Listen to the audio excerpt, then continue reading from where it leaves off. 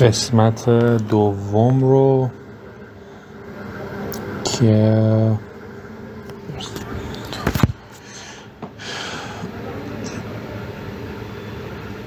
سفر رو شما ببینید.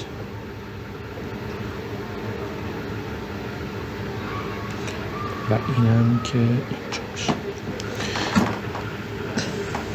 خب رسیدیم به این که در مورد دیتا ها صحبت کردیم. یکی از بچه ها پرسید چرا دیتا ها رو به صورت نقطه نمایش میدیم. خب میتونیم این کار رو انجام بدیم دیگه. ما وقتی که دیتا ستی رو جمع آوری میکنیم میتونیم هر کدوم از اینها رو به عنوان یه نقطه توی فضا نمایش بدیم. مثلا اینجا رو دقت بکنید. من اومدم یه دیتا ستی جمع آوری کردم. این دیتا ست شامل یه دونه فیچره. یه دونه فیچری به اسم سایز یا حالا اندازه که به فوت مربع هم هستش. پس این فیچر منه که معمولا فیچرها رو با x نمایش میدن و یه دونه تارگت دارم اینجا که همون پرایس یا قیمت خونه من هستش. اینجا چیزی می نوشتید؟ اینجا تارگت من هستش. خب دو تا عدده. خب من این دو تا عدد رو میتونم روی یه دونه نمودار نمایش بدم. اینجا نمودار x، اینو x در نظر بگیرید و اینم تارگت یا y در نظر بگیرید دیگه. اینو من نمیتونم نمایش بدم. چرا؟ یعنی عدد اول چی میشه؟ 2104 اینه و 460. یعنی یه نقطه توی فضا دارم نمایش میدم دیتای خودم رو که xش 2104 و yش 460 هست. سمپل دومم رو به صورت یک نقطه در فضا دارم نمایش میدم. 1416 اینجا میشه و 232 هم که این مختصاتش هست. اینم به صورت یک نقطه دارم نشون میدم. این یکی رو هم به صورت یک نقطه دارم نشون میدم. 1534 و 315 و این یکی هم به صورت این نقطه دارم نمایش میدم. پس شما میتونید سمپل های خودتون رو به صورت یه دونه نقطه در فضا نمایشش بدید. خب حالا من میخوام دنبال چی بودم؟ دنبال این بودیم که یه دونه خط پیدا بکنیم که نماینده خوبی برای این دیتا ها باشه. یعنی بهترین نماینده برای این باشه. حالا فرض بکنید که من فعلا چیز نکردم. فرض بکنید که این خط رو من پیدا کردم و این خط بهترین نماینده برای این نقاط هستش. حالا کار این اصلا داره چی کار میکنه؟ این فیچری که من اینجا چیز کردم دارم میگم که قیمت خونه به چی بستگی داره؟ به سایز خونه بستگی داره. خب در عالم واقعیت قبول دارید که ما فیچرهای بیشتری نیاز داریم برای اینکه بتونیم قیمت یک خونه رو پیش بینی بکنیم. صرفا نمیتونم با سایز خونه بیام این کار رو انجام بدم دیگه، درست نمیشه. بنابراین من نیاز دارم به فیچرهای بیشتر. ولی اینجا من فقط می‌خواستم با یه فیچر برای اینکه آزمایش بکنیم این کار رو داریم انجام میدیم. خب پس اومدم این فیچر رو چیز کردم، گفتم قیمتش اینه، فیچر قیمتش اینه، این فیچر قیمتش اینه، این فیچر اینم قیمتش هستش. یه خطی پیدا کردم که هنوز نگفتم این خط رو چه جوری داریم پیدا می‌کنیم. خودمونم قرار نیست دیگه پیدا بکنیم. قرار شد بدیمش به کتابخونه‌ها که این کارو برای ما انجام بدن و این خط رو برای من پیدا می‌کنه. این خط الان یه شیبی داره و یه عرض از مبدأی داره و شما الان میدونید که این فرمول کلی این خط هستش. این فرمول کلیه، عرض از مبدأ و یه دونه شیب. حالا به چه دردی میخوره این خطی که من پیدا کردم؟ خطی که پیدا کردم به این درد میخوره که اگر یه نفر اومد گفتش که من یه خونه ای دارم 3000 متره. خب 3000 متر که تو این دیتا ها وجود نداره. شما برای من پیش بینی کن که قیمت خونه چقدره. من چجوری پیش بینی میکنم وقتی میگم 3000 متر رو میخوام چیز بکنم؟ میام عدد 3000 متر رو مثلا روی x پیدا میکنم، مثلا اینجا میشه. میرم روی نمودار خودم 3000 رو پیدا میکنم و نگاه میکنم که مثلا فرض کنید اینجا میشه. و نگاه میکنم اینم قیمت خونه چقدر میشه. پس این خطی که من پیدا کردم میتونه پیش بینی بکنه قیمت خونه رو برای دیتا هایی که وجود نداره. یه نفر اومده میگه که من یه خونه دارم 900 متر، قیمتش چقدره؟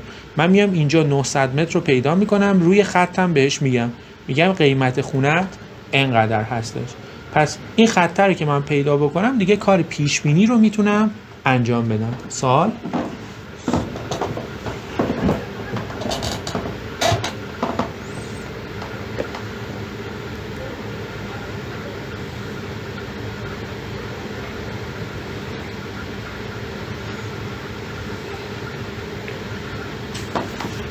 اینجا اون خط هست که من باید پیدا میکنم. این اون خط هست که من پیدا کردم و حالا پس پیش بینی رو میتونم انجام بدم. حالا بچه‌ها من اگر بخوام کاست فانکشن رو اینجا به دست بیارم، کاست فانکشن چجوری باید به دست بیاد؟ کاست فانکشن رو گفتیم چجوری به دست میاریم؟ میام این دیتای واقعیمون با دیتایی که بهش میگفتیم وای، اینو میگفتیم وای ریل، به این میگفتیم وای هت، اختلافه. الان میگم بیشتر از 2 مختصات 10 تا 20 تا اینا رو میگم که باید چی کار بکنیم.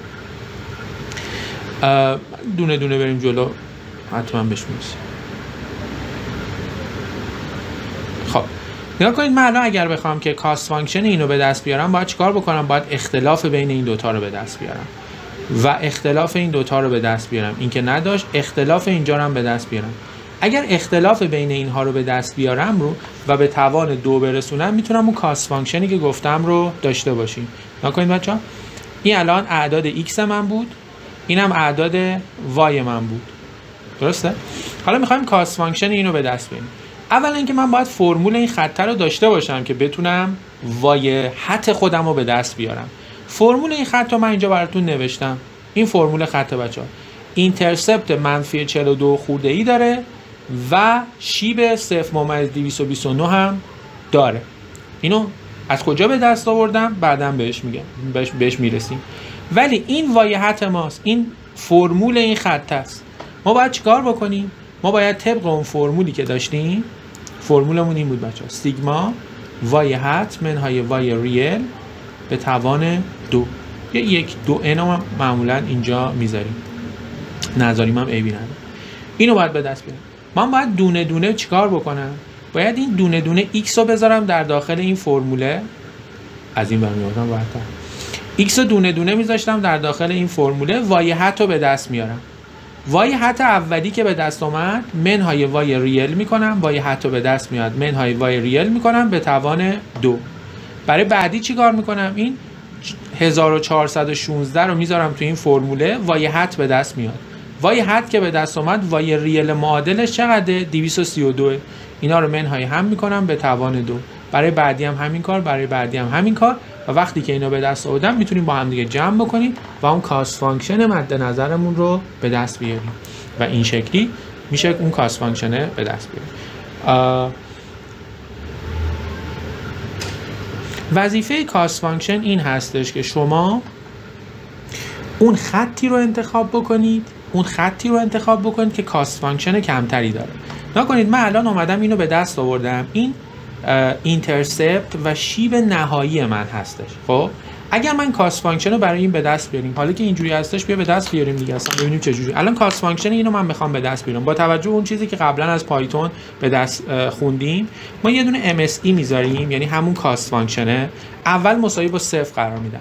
بعد میگم دونه دونه بیا اینو داخل این فرمول بذار، اینو به دست بیار، منهای این کن به توان 2 کن و با این MSE جمع بکن. به همین راحتی این کار رو انجام میدم. میگم for I in range ln x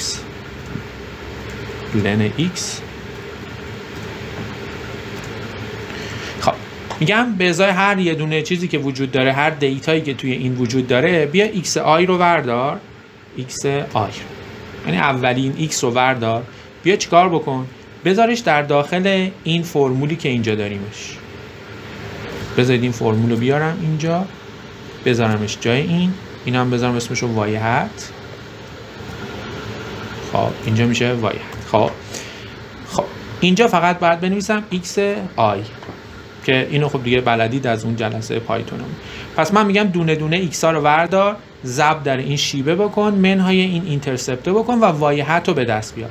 مرحله بعدی چیه؟ مرحله بعدی اینه که گفتیم وای ریل معادلش رو منهای این چیزی بکن که اینجا به دست میاد. پس میگم وای ریل منهای وای حت، وای حتمونی که ببخشید آندرسکور نداشت، منهای وای حت، وای ریل هم که اینجا به دست میاد. خب فقط این که بچه ها وای ریلی که اینجا داریم من باید بنویسم آیش، یعنی اولین وای منهای وای حت بکن، بعد این چیزی که اینجا به دست آوردی رو به توان 2 برسون. میخوام اون فرموله که اون بالا بود رو به دست بیارم. اگر اینا رو متوجه نشونید مهم نیست، چون ما خودمون اینا رو حساب نمی‌کنیم. خب ولی به هر کانسپتش رو دارم دونه دونه میگم. وای حت رو به دست میارم، بعد وای ریل و منهای وای حت میکنم به توان 2 میرسونم، بعد به این MSE اضافهش میکنم. میگم MSE به اضافه مساوی این و این شکلی من اگر که چند بار این کار رو انجام بدم اون MSE برای من به دست میاد. حالا نکنید من MSE رو آخر سر میخوام ببینمش، میگم پرینت بکن MSE رو و توی فرمولمون فقط یه چیزی هم داشتیم، دو انوم هم داشتیم، یعنی 1 تقسیم بر 2 ضرب در تعداد nمون چند تاست؟ 4 تاست، یا میتونم بنویسم لن x ضرب در MSE. حالا اگر که پرینت بگیرم نکنید بچه این الان کاست فانکشن ماست. میگم اصلا مهم نیست اگرم متوجه نشده باشیم چیکار کردم، اونایی که اون جلسه پایتون رو بودن بله. خب اینجا کاست فانکشن به دست اومد برای این خطی که اینجا هستش. حالا من میخوام چیکار بکنم؟ میخوام که اینا رو تغییر بدم، اینو بیارمش پایین، اینجا اینا رو تغییر بدم، یعنی اینترسپت هم بذارم 0، شیب هم بذارم 1 مثلا، چیو بذارم 1 ضرب در این، یا حالا همین خوبه دیگه. خب نگاه کنید بچه‌ها، من شیب و اینترسپت رو عوض کردم. شیبمو الان 0.22 بود کردمش 1، اینترسپتم این بود، اینترسپتمو کردم 0، وقتی ننوشتمش یعنی کردمش 0. پس معادله خط رو اومدم عوض کردم. الان احتمالاً مثلا معادله خطم شاید یه همچین چیزی باشه، مثلا یه همچین چیزی. قبول دارید الان باید کاست فانکشن بیشتر بشه، یعنی اگر من اینو ران بگیرم با همون شرایط، اگر ران بگیرم باید یه کاست فانکشن دیگه ای رو به من بده و کاست فانکشن بیشتری رو هم باید به من بده. نکنید عددی که الان برای کاست فانکشن داد با عددی که الان داده. پس کاست فانکشن وظیفش اینه.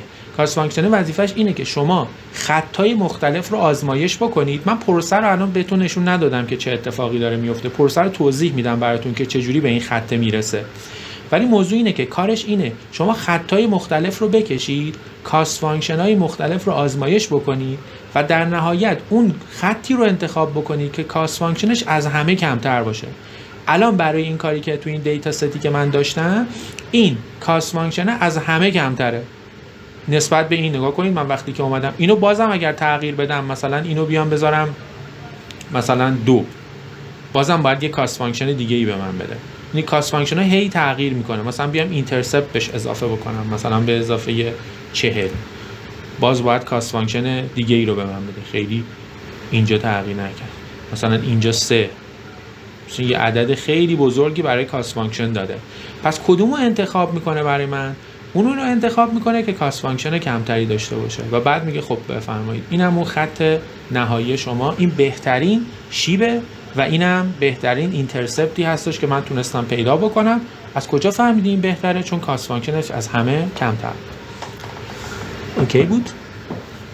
واضحه؟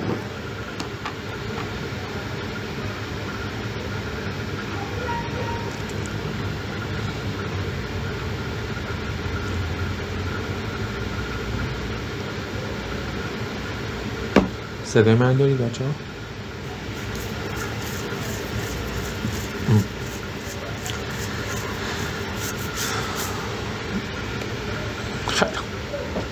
حالا بچه ها ما میخوام با یه مفهومی در واقع آشنا بشیم به اسم نامپای. این اون چیزیه که ما این چند روز خیلی باش سر و کار خواهیم داشت و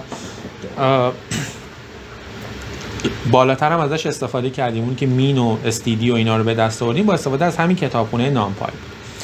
خب ما با لیست آشنا هستیم دیگه، هم خودم گفتم هم اونایی که نبودن حتما بلد بودن که نیومدن. لیستا چه شکلی بود؟ شما اگر می‌خواستی یه سری اصلا عدد رو بیای و ذخیره بکنی، میومدی یه لیستی می‌نوشتی، مثلا 1 2 3 4 و هر چند تا که دوست داشتی میومدی توی لیست قرار میدادی. اگر یادتون بیاد میگفتیم که یه قسمتی از حافظه رو به شما اختصاص میده وقتی که لیست مینویسید و میاد اعدادی که شما نوشتید رو، مثلا 1 2 3 4 اینا رو میاد در داخل این قسمت از حافظه که اصطلاحاً بهش میگفتیم استک میاد ذخیره میکنه.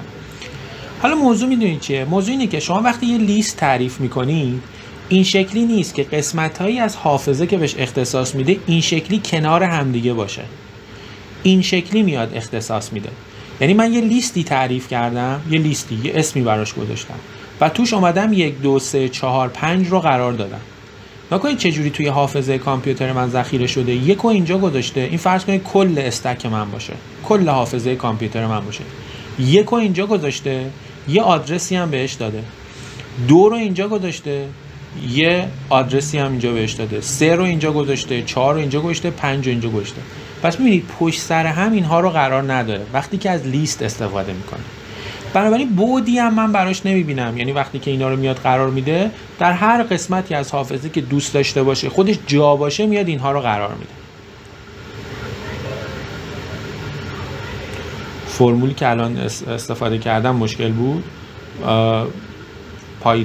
باید پایتون گفتم بلد می بودید که این براتون سخت نباشه. اگر پایتون بلد باشید این چیزی که نوشتم اینجا سخت نبود،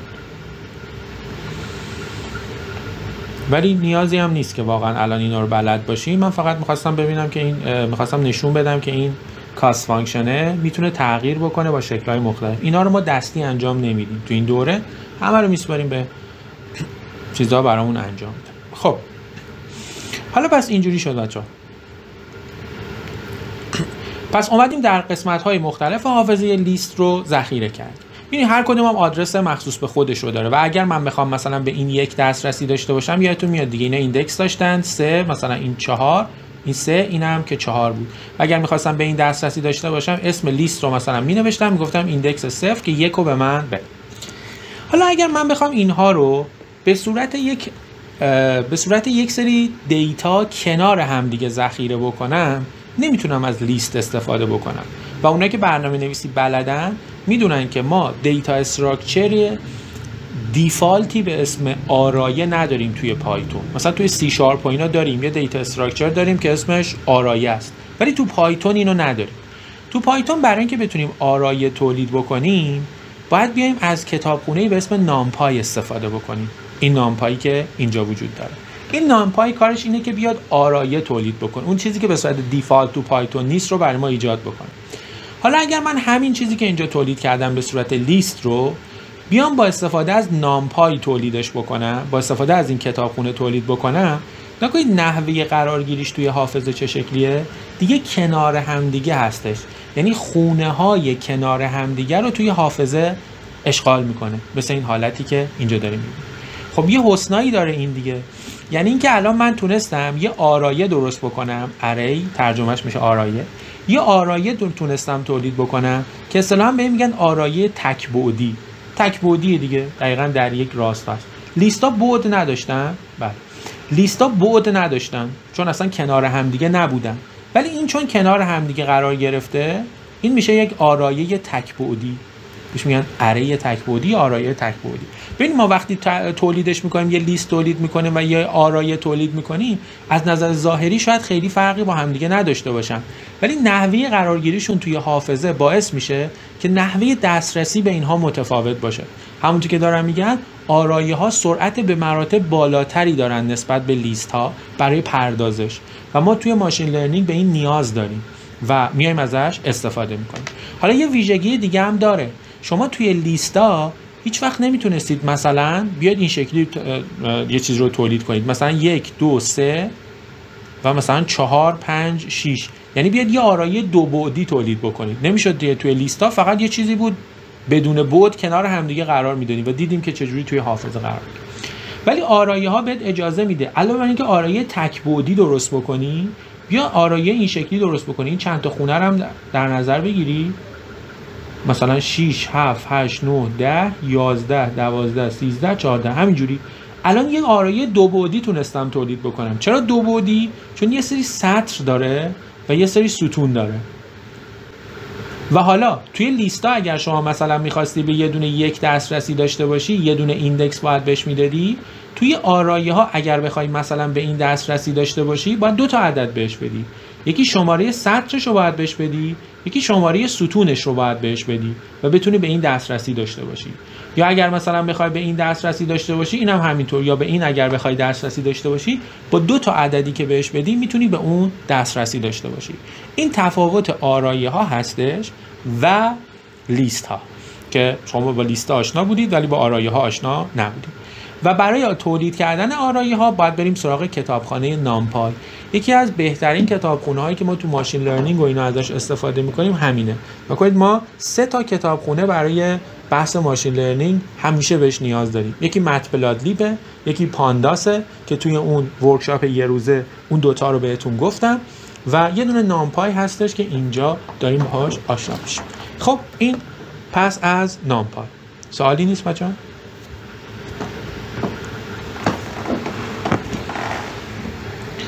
بریم سراغ مفهومی به اسم ماتریس ها. مفهوم ماتریس ها. بچه ماتریس رو در دوران دبیرستان یادمون میاد دیگه. ماتریس چه شکلی بود؟ اگر می‌خواستیم یه سری عدد رو یه جا ذخیره بکنیم از ماتریس ها استفاده می‌کردیم. مثلا من اگر می‌خواستم یه سری عدد مثلا 1 2 3 4 5 6 رو ذخیره بکنم یه جا، اینو به صورت یه اسکوئر براکت بزرگ می‌ذاشتم و این اعداد رو در داخلش قرار میدادم. این یه ماتریس برای من شکل میداد. و اگر این می‌خواستم به این دسترسی داشته باشم، توی ماتریس‌ها چیکار می‌کردم؟ یه شماره سطر داشت، یه شماره ستون. یادتون میاد دیگه، به اینا میگفتیم سطر و به اینا میگفتیم چی؟ ستون. و اگر مثلا میخواستم به این دسترسی داشته باشم میگفتم درایه‌ای که به اینا هم میگفتیم درایه، انگلیسیش میشه element، فارسی ما بهش میگفتیم درایه، نمیدونم از کجا اومده ولی چی میگفتیم درایه. خب مثلا میخواستیم به این درایه دسترسی داشته باشیم چیکار میکردیم؟ میگفتیم درایه‌ای که روی سطر 1 و ستون 1 قرار گرفته، میتونستیم به یک دسترسی داشته باشیم. درایه‌ای که روی سطر 2 و ستون 2 قرار گرفته، درایه‌ای که روی سطر 1 و ستون 3 قرار گرفته. این شکلی ما میتونستیم به این المان‌ها دسترسی داشته باشیم. فکر نمی‌کنم مشکلی باشه. حالا همونطوری که دارید می‌بینید چقدر ماتریس‌ها مفهوم شبیه آرایه‌ها هستش که الان با هم دیگه دیدیم. مثلا یکی ان انگار با هم دوتا مفهوم یکسانی نیستن ها، ولی اگر شما میخوای یه ماتریس درست بکنی که ما میخوایم این کار رو انجام بدیم، باید از همین آرایه هایی که الان دیدیم استفاده بکنید. شما با آرایه ها میتونید یه ماتریس درست بکنید. فقط دقت بکنید که ما تو ماتریس ها توی ریاضی بدون میاد دیگه، مثلا به این میگفتیم درایه‌ای که روی سطر 1 و ستون 1 قرار گرفته، سطر 1 و ستون 2 قرار گرفته. توی ریاضی از 1 شروع می‌کردیم به شمردن، ولی توی زبان‌های برنامه‌نویسی می‌دونیم که از 0 شروع می‌کنیم. یعنی اگر من بخوام اینو توی به زبان پایتون بخوام بگم، این میشه درایه‌ای که روی سطر 0 و ستون 0 قرار گرفته. چرا؟ چون سطرام از 0 شروع می‌کنیم، سطر 0، سطر 1، سطر 2. اینم همینطور ستون 0، ستون 1، ستون 2 و الی آخر. این شکل. و تعداد سطرها رو معمولا با m نشون میدیم و تعداد ستونها رو هم با n نشون میدیم. این قاعده ای که الان با هم دیگه میذاریم که تعداد سطرها m باشه و تعداد ستونها n باشه رو تا آخر عمرمون رعایت میکنیم توی بحث ماشین لرنینگ که m و n. و m و n که مینویسیم یعنی یه ماتریسی دارم m در n یا یه آرایه‌ای دارم m در. حالا چرا ما میخوایم از ماتریس یا آرایه ها استفاده بکنیم؟ برمیگردم به دیتا ست هم بچه‌ها. من دیتا ستی که بالا بهتون نشون دادم یکم گسترشش دادم. سوالی که بچه‌ها داشتن گفتن اگر تعداد فیچر هامون مثلا بیشتر از یه دونه بود چی؟ خب نگاه کنید، این الان تعداد فیچرام بیشتر از یه دونه است دیگه. الان من یه فیچر دارم، اینجوری هم نمایشش میدم x1 که چیو داره برای من نشون میده؟ سایز. یه فیچر دارم x2 که بدروم، تعداد بدروم ها رو داره نشون میده، x3 x4 و اینم تارگت من یا همون وای من توی دیتا ست هم هستش. از کجا آوردم اینا رو؟ رفتم یه سری خونه رو اندازه‌گیری نکردم ولی به طور کلی اگر بخوام اینو به دست بیارم بعد این کارو بکنم. رفتم گفتم خونه اول اینقدر سایزش 5 تا اتاق خواب داره، یه طبقه است و 45 سالم سن اون ساختمون هستش و قیمتش هم چقدره؟ قیمتش هم 460 هستش. پس می‌بینید تعداد فیچرها بیشتر شد. حالا این بهتر از اون دیتا ست اولیه. تو دیتا ست اولیه فقط میگفتم سایز اینه و قیمت خونه اینه، یعنی فقط داشتم قیمت رو بر اساس سایز به دست می آوردم. اینجا نه، دارم میگم چیکار بکن؟ بیا قیمت رو بر اساس پارامترهای مختلف، بازم احتمالاً پارامترهای دیگه ای هستن که هنوز اینجا قرار نگرفتم، برای اینکه دقیق تر باشه باید اون پارامترها رو هم وارد بکنم. حالا چرا ما داریم از ماتریس ها یا آرایه ها استفاده میکنیم؟ چون ما دیتا ست خودمون رو به صورت یه ماتریس همیشه در میاریم برای راحتی کار. من یه ماتریس گذاشتم به اسم ماتریس فیچرها، همون ماتریس x ها، و تمام x ها رو در داخلش گذاشتم 21 0 4 5 1 45. میبینید به این صورت و راحت میتونم به اینا دسترسی داشته باشم. میتونم یه ماتریس درست بکنم برای تارگت های خودم، 460 رو بذارم، 232 رو بذارم، 315 رو بذارم و هر چند تا تارگت دیگه ای دارم رو میتونم اینجا قرار بدم و به عنوان یک ماتریس بهش نگاه بکنم. تا اینجا سوالی نیست؟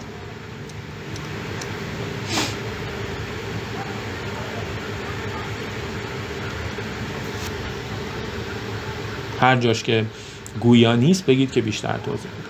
خب پس علت این که ما اومدیم سراغ ماتریس ها یا آرایه ها همین هستش. حالا ما میتونیم از یک سری از خاصیت های ماتریس ها استفاده کنیم. شما میدونید مثلا توی ماتریس ها ضرب ماتریسی داریم، جمع ماتریسی داریم.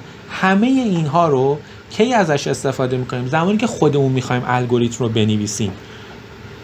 خوشبختانه ما نمیخوایم توی این دوره خودمون الگوریتم رو بنویسیم، برای خیلی وارد بحث ضرب و اصلا خیلی که نه وارد ضرب ماتریس ها و نمیدونم اینجور چیزا نمیشیم. خب میریم اون کتابخونه، ولی چون میخوام بگم که اون کتابخونه چه جوری داره رفتار میکنه، من مجبورم که این توضیحات رو هم بهتون بدم. یه نکته دیگه، یه سوالی که بچه‌ها اومدن کردن این بود که گفتن که خب حالا شما اگر یه دونه x داشتی یه دونه y داشتی رو اومدی مثلا نمایش دادی دیگه، به این گفتی x به این گفتی y، اینو به صورت نقاط نمایش دادی، اینو چه جوری میخوای نمایش بدی؟ یعنی ما یه عالمه x داریم و یه دونه هم y داریم، اینو چه جوری باید نمایش بدیم به نظر شما؟ چه جوری میشه اینو نمایش داد؟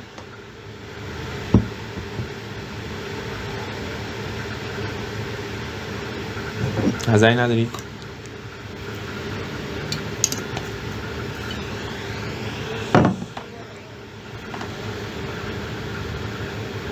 من اگر بخوام این سمپل رو به عنوان یک نقطه در فضا نمایش بدم چیکار باید بکنم؟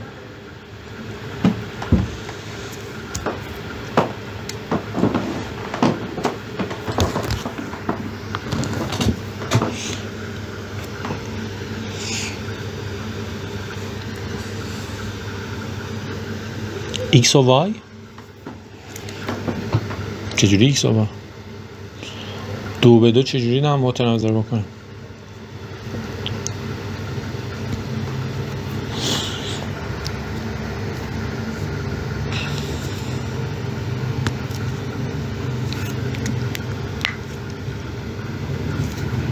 هر سطر ماتریس رو یه بلایی سرش بیاریم که من بلد خیلی کمک کننده بود. مجموعه از نقاط میشه با وزنهای متفاوت. چجوری نمایشش بدم؟ چند بعدی میشه فکر کنم. لایه بندی میتونیم بکنیم، لایه میانگین ایسا رنگ. خب جواب اینه که بچه نمیتونیم نمایشش بدیم. خیلی ساده است. ما بیشتر از 3 بعد رو نمیتونیم نمایش بدیم. حالا دانیال میگه که با رنگو مثلا برای 4 بعد هم میشه مثلا اگر بخوایم یه چیز 4 بعدی رو نمایش بدیم 3 بعدش رو میایم نمایش میدیم. چون ما اصلا در دنیای 3 بعدی زندگی میکنیم دیگه. یه چیزی داریم به اسم x، یه چیزی داریم به اسم y، یه چیزی داریم به اسم z دیگه. این سه تا رو اصلا بیشتر از این که ما درکی ازش نداریم. من فکر میکنم هیچ کسی درکی ازش نداره و یه جا میخوندم که یه سری از ریاضیدانا هستن مثلا تا 10 بعد هم میتونن درک بکنن. نمیدونم چه جوری میشه ولی تا 10 بعد هم میتونن درک بکنن. بنابراین ما دیتاهای خودمون رو تا 3 بعد رو میتونیم نمایش بدیم. یعنی اگر من اینجا x1 داشته باشم، اینجا x2 داشته باشم و اینجا هم مثلا y تارگت هم باشه، اینو میتونم نمایش بدم. حالا بچه‌ها میگن رنگ، میتونیم بگیم که مثلا یکی دیگر رو هم بیایم مثلا با رنگ نمایش بدیم دیگه. بیشترش رو نمیتونیم نمایش بدیم. بنابراین وقتی تعداد بعدها میره بالا مثل یه همچین چیزی دیگه نمیتونیم اونو نمایشش بدیم. محاسبات کار میکنه، میتونیم ضرب بکنیم، میتونیم تقسیم بکنیم، میتونیم ماتریسش رو بسازیم، همه این کارا میتونیم بکنیم، میتونیم محاسبش بکنیم، ولی نمیتونیم نمایشش بدیم چون ما در دنیای 3 بعدی زندگی میکنیم و درکی بیشتر از 3 بعد رو نداریم. بنابراین فقط تا 3 بعد رو میتونیم نمایش بدیم. خیلی خوب. حالا یه موضوع دیگه هم میمونه. ما وقتی که یه دونه x داشتیم یه دونه هم y داشتیم، اون فرمول خطمون چجوری به دست می اومد؟ اینجوری بود دیگه، تتا 0 به اضافه تتا 1 x میشد y. خب یه دونه x داشتیم و خب معادله خطمون هم این میشد. حالا که چند تا x داریم، x1 داریم، x2 داریم، x3 داریم، x4 داریم، چجوری میشه؟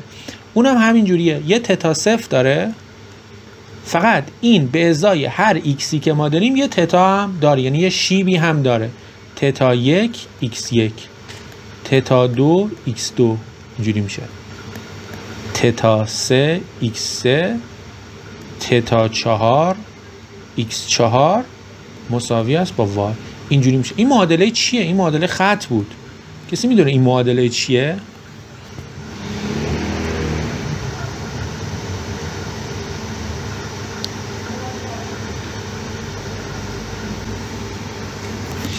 بذارید ساده ترش بکنم. این معادله یه خط بود.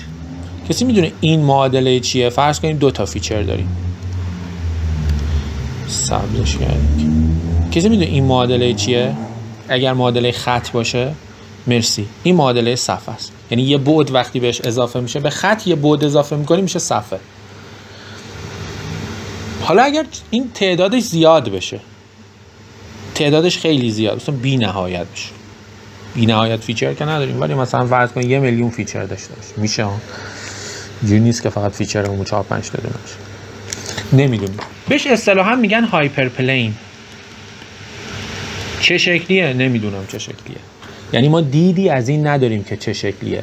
ما فقط نقطه رو میشناسیم، خط رو میشناسیم و صفحه رو هم میشناسیم. خب ولی وقتی که بعد این میره بالاتر، یه هایپر پلینیه که نمیدونم چه جوریه. چرا؟ چون بعد بیشتر شده و من درکی از این بعد بیشتر ندارم. فقط میدونم که یه صفحه طوریه که میخواد اگر که مثلا من اینجا چند تا نقطه داشتم، خط میکشیدم که بهترین اون خط رو برای من انتخاب بکنه، بهترین نماینده این دیتا ها باشه.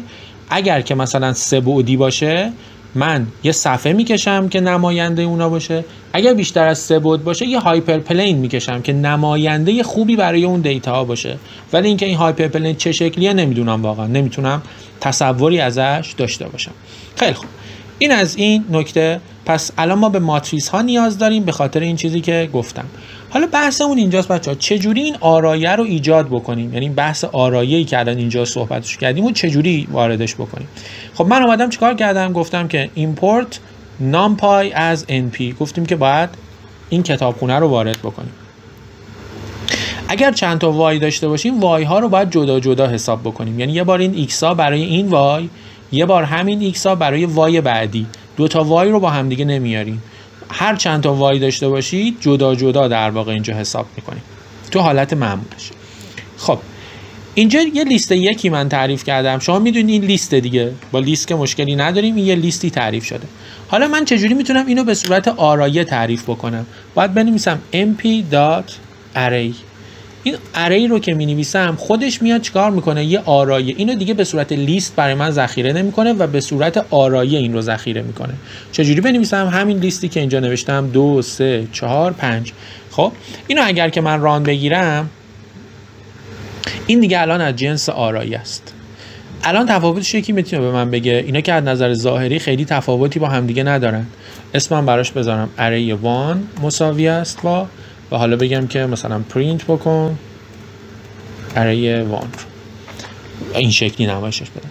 نکن این خیلی تفاوتی نداره. لیست رو که نگاه میکنم 1 2 3 4 5، اینجا هم که نگاه میکنم آرایه رو، تفاوتی با هم ندارن. شما به من بگین این دوتا الان چه تفاوتی از نظر ساختاری دارن؟ کنار هم. مرسی. این کنار هم ذخیره شده توی اون حافظه، ولی این کنار هم ذخیره نشده. یه تفاوت عمده دیگه هم دارن. بعد داره. مرسی. دقیقاً بعد داره. خب چجوری میتونم بفهمم بعد این چیه؟ این اصلا کسی میدونه الان این چند بعدیه؟ این آرایه چند بعدیه؟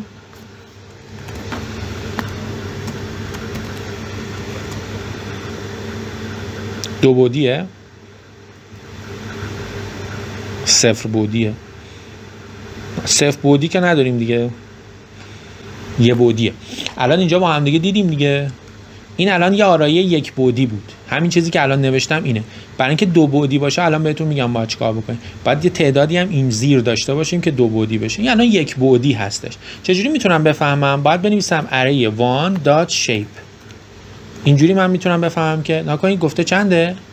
5 هستش. از کجا فهمیدم که این تک بعدیه؟ اگر 2 بعدی باشه باید کنار اینم یه بعدی رو بزنه برای من. مثلا بگه 5 در 2 که این تعداد سطرش باشه، این تعداد چی باشه؟ ستونش باشه که بتونه اینو برای من نمایش بده.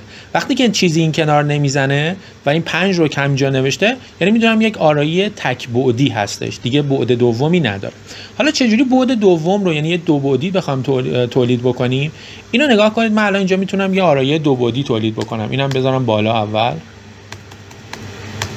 مثل ماتریس خودمون mp.array رو می نویسیم. خب فقط کاری که ما باید بکنیم در 2 بعدی ها ما یه دونه اسکوئر براکت اینجا دارم، یه اسکوئر براکت هم اینجا دارم و تعداد سطرها رو هم باید بذارم در داخل یه اسکوئر براکت.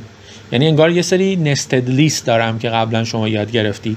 فقط این شکلیه که این از جنس آرایی هستش. من برای اینکه راحت تر باشه اینتر هم زده بودم که شما ببینید این دقیقاً شبیه همون ماتریسی هستش که من بالا تعریف کردم. پس این چیزی که اینجا هست و این چیزی که اینجا هست اول نشون دهنده اون آرایه من هستش و هر کدوم از این سطرها رو هم به صورت یه دونه اسکوئر براکت باید نمایشش بدم. حالا اگر که من بگم A رو برای من نمایش بده، این الان یه آرایه است و اگر بگم دات شیپش رو برای من نمایش بده، اگر بگم دات شیپش رو برای من نمایش بده میشه 3 در 3. 3 اول یعنی چی؟ یعنی تعداد سطرها، سطر اول، سطر دوم، سطر سوم. گفتیم هر کدوم از این لیستا یه دونه سطره.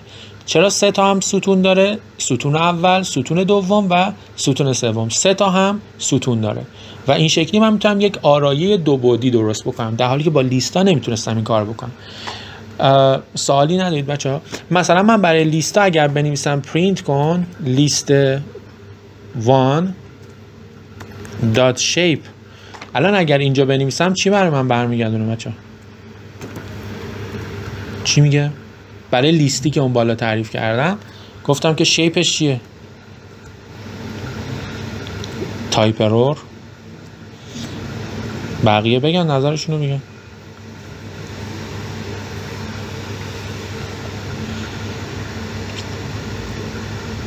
پنج شیپ متدی به اسم شیپ نداره.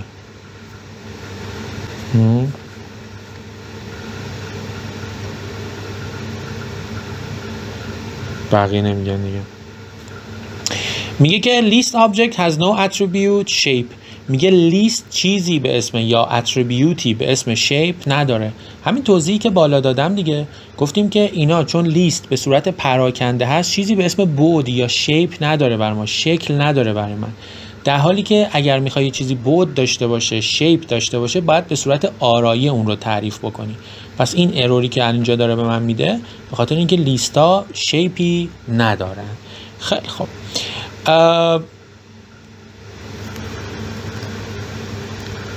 اینم همین نکته‌ای باش نداریم. یه نکته اینجا میخواستم بگم. ما توی بچه‌ها توی چیزا، توی آرایه ها، خب اینا ماتریس هن دیگه، چون گفتیم برای اینکه ماتریس تعریف بکنیم میتونیم با این آرایه ها اینها رو تعریف بکنیم. یه عالمه ویژگی دارن، یه عالمه خصوصیت دارن که ما تو این دوره بهش بر نمیخوریم. فقط شاید به یکیش بر بخوریم که اینجا من گفتم. شما کسی یادش میاد که اگر میخواستیم جای سطر و ستون یک ماتریس رو عوض بکنیم اسمش چی بود؟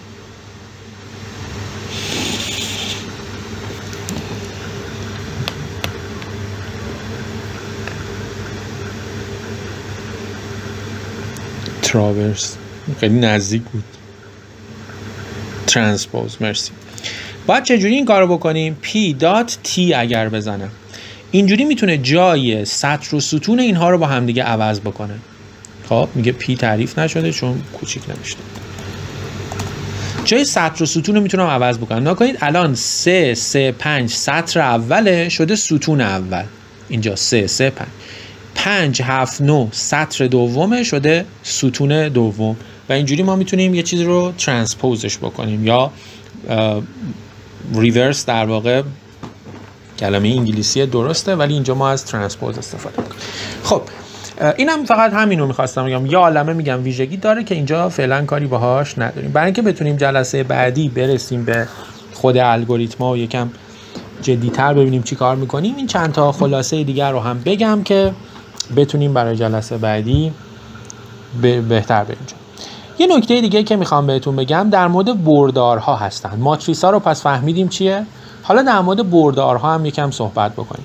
ما وقتی میخوام به صورت یک بردار رو نمایش بدیم، توی فیزیک میدونید دیگه بردار رو این شکلی نشون میده. یه طولی داره، یه جهتی داره دیگه، یه دایرکشنی داره، یه لنسی داره و میتونیم اون بردار رو نمایش بدیم. توی ریاضی با اسم و به اضافه یه همچین چیزی نمایشش میدیم و توی ماشین لرنینگ اینو به این صورت نمایشش میدیم، حالا یا به صورت ستونی یا به صورت سطری. به نظرتون بین بردار و ماتریس چه تشابهی وجود داره؟ چه ویژگی مشابهی بین بردار و ماتریس هستش؟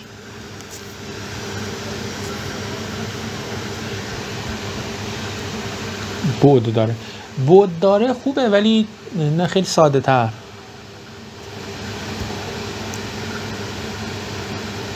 هر دیتا دو تا مؤلفه داره. نه نمیدونم میگم چی. با 2 عدد میشه نشون داد. چرا 2 عدد؟ یعنی 3 تاست که. سطر و ستون داره. مثل سطر و ستون داره یعنی چی؟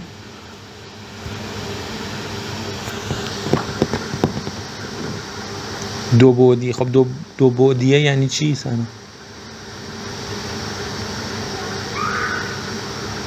دو تا مختصر. حالا خوبه اینا که میگی. مرسی فاطمه.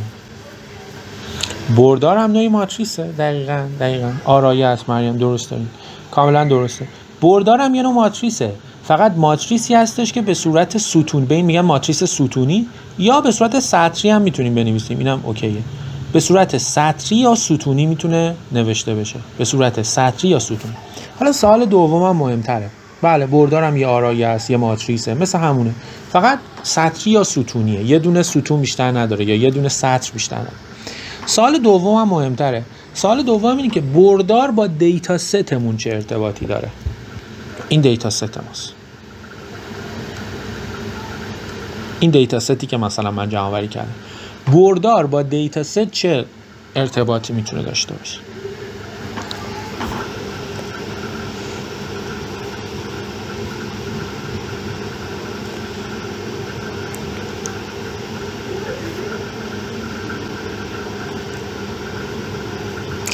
مرسی. هر ستون دیتا میتونه یه بردار باشه. مرسی. فیچرها بردار رو تشکیل، درسته. ارتباط خطی که حالا نه، ولی همین ارتباطی که الان گفتم بچه، همین دوتا قبول دارید دیگه بچه ها؟ هر کدوم از فیچرهای ما یا هر کدوم از سمپل ها فرقی نمیکنه، ما اینو میتونیم به صورت یه بردار نمایش بدیم. اتفاقا ما حالا جلسه آخر که میخوایم نحوه کار مثلا ببینیم چت جی پی تی چه جوری کار میکنه، از همین کانسپت استفاده میکنه. هر فیچر ما میتونه یه دونه بردار باشه. یعنی الان 2104 14 16 15 34 و اون یکی، این الان یه برداره برای ما. بردار لزوما نباید، دقت بکنید دیگه، ما الان یاد گرفتیم بردار نباید لزوما 3 بعدی باشه یا 2 بعدی باشه، میتونه n بعدی باشه. اگر 2 بعد بود 3 بعد بود میتونیم نمایشش بدیم، ولی ما بردارهای مرتبه بالاتر هم داریم، مثل این چیزی که اینجا داریم میبینیم، ولی نمیتونم دیگه نمایشش بدم.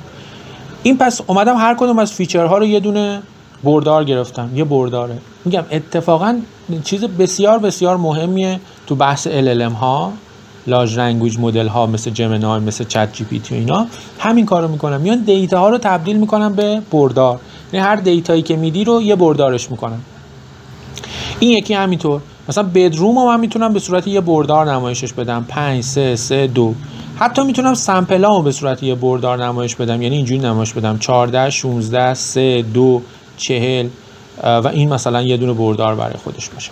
یه بردار مثلا n بعدی هم هستش، 5 6 بعدی. خب پس اینم تفاوت چیز.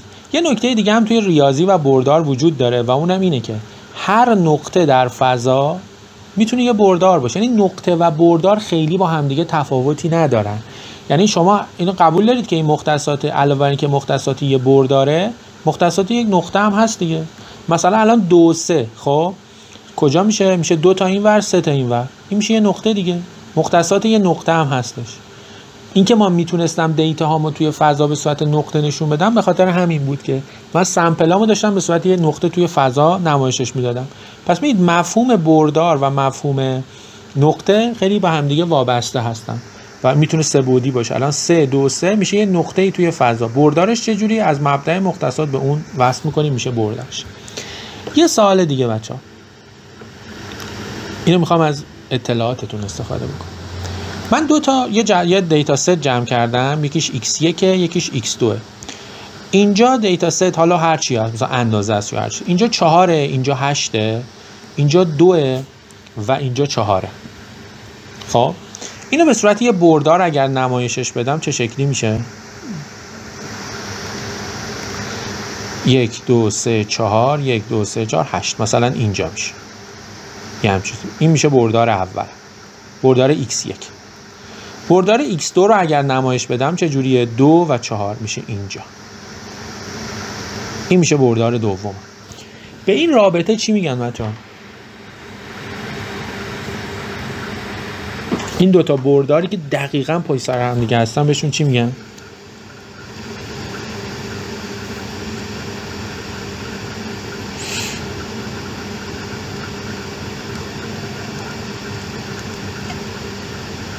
منطبقه بر هم، همراستا. همراستا بچه اینا دوتا هم الان همراستان، حتی این دوتا هم همراستان، شاید باورتون نشه ولی این دوتا هم همراست. همبستگی، همشیب.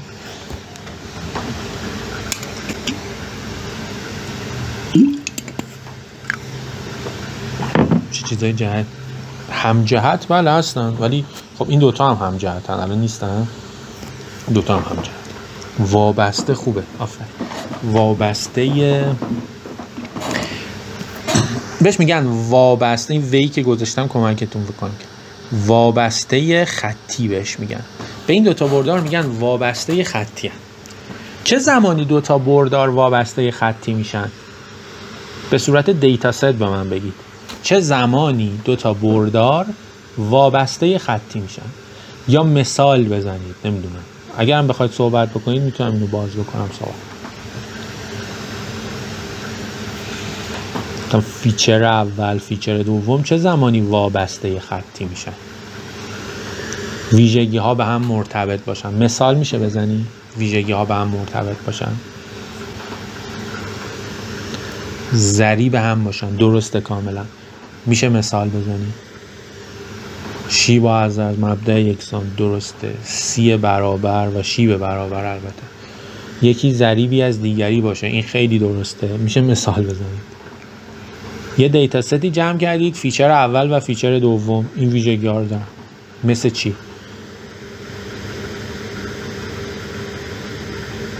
مهراد نفهمیدم چی یعنی چی؟ چاق، آدم های چاق بلند. من آدم ها چاق بلند نمیدونم شبیه سازی میکنم. حالا من دارم تو دیتا ست میگم. تو دیتا ست میتونید یه مثالی بزنید.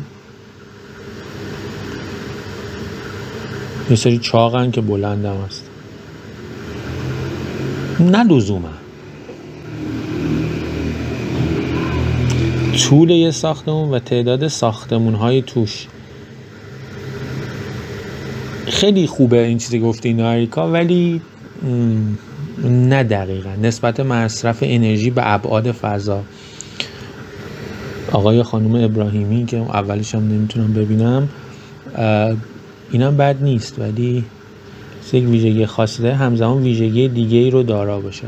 درسته ولی نه دقیقا این. متوجه شدم چی میگی ولی نه دقیقا این. خب نسبت حجم مصالح به مساحت. آفرین این خوبه. فکر میکنم خوب باشه. یکم ساده ترم من یه دونه مثال بزنم. یه نفر دیگه هم داره مینویسه اینم بگم.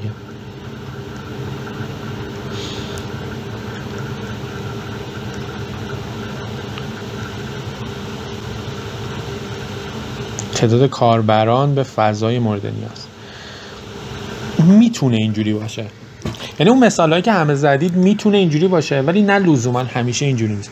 ولی شما مثلا فرض کنید یه دونه دیتا ست جمع کردید که توی یکیش طول ساختمون رو دارید بر اساس فوت اندازه‌گیری میکنید و تو اون یکی طول ساختمون رو بر اساس متر دارید اندازه‌گیری میکنید.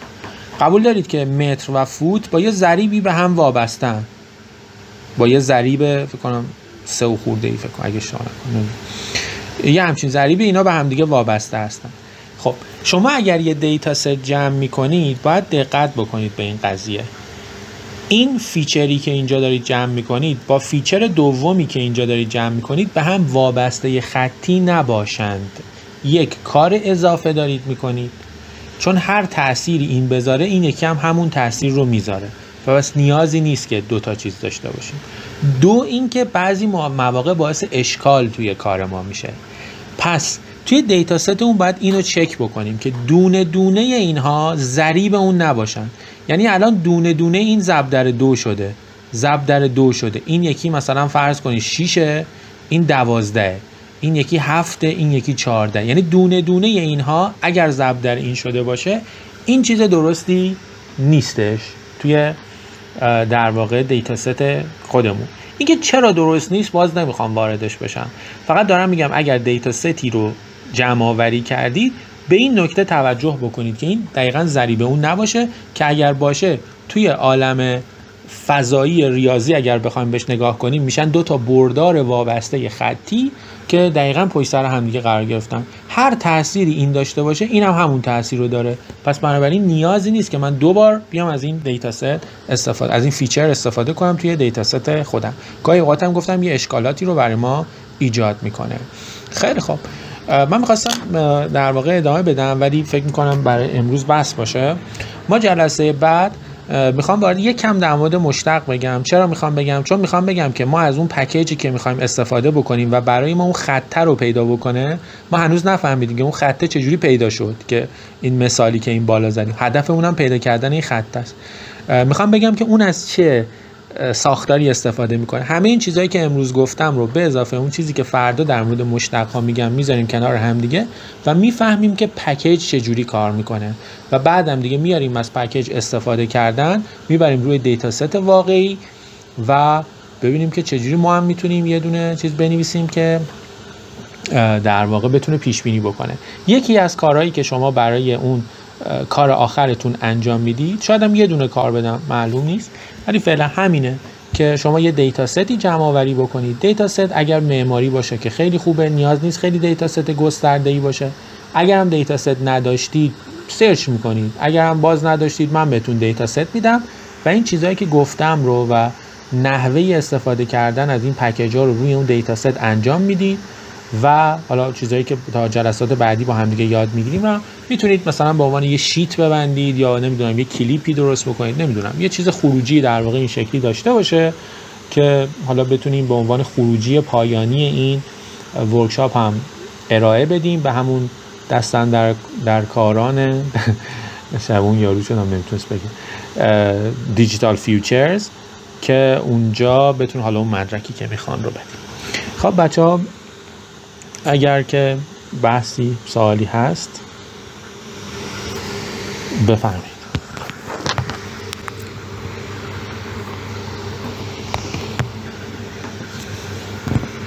مرسی، شما خسته نباشید. خواهش میکنم.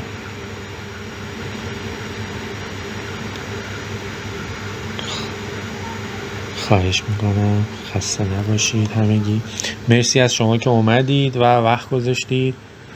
مرسی از همتون. فردا همین ساعت میبینمتون. فقط اینکه نمیدونم، من فکر میکردم که خب تعداد 80 تا باشه،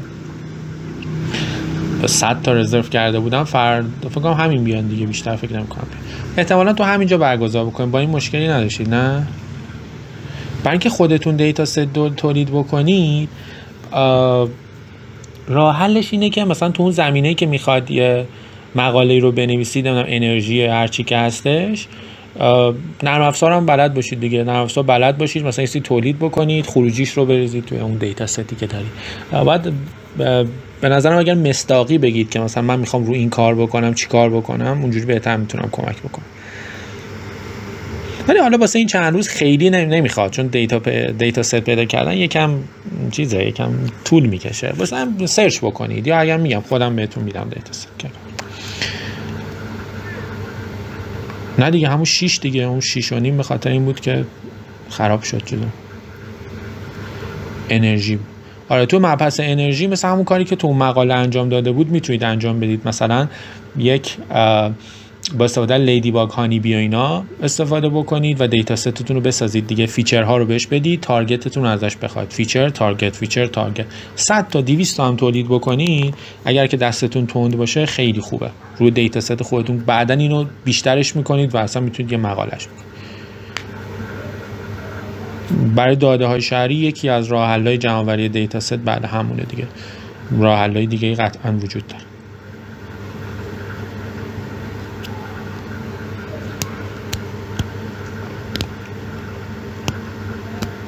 آره برای مبحث تکنولوژی هم بستگی داره میخواد چیکار بکنی. مثلا اگر میخواد رو سازه کار بکنی، مثلا شاید بد نباشه که از کارامبا استفاده بکنی که مثلا یه سازه‌ای رو بذاری، بارهای مختلف تو شرایط مختلف روش بارگذاری بکنی و مثلا مقاومت اون سازه رو به عنوان تارگت در نظر بگیری و اینجوری میتونی دیتا ست رو درست بکنی. فکر می‌کنم کار بعدی هم نباشه اگر خیلی سخت نباشه.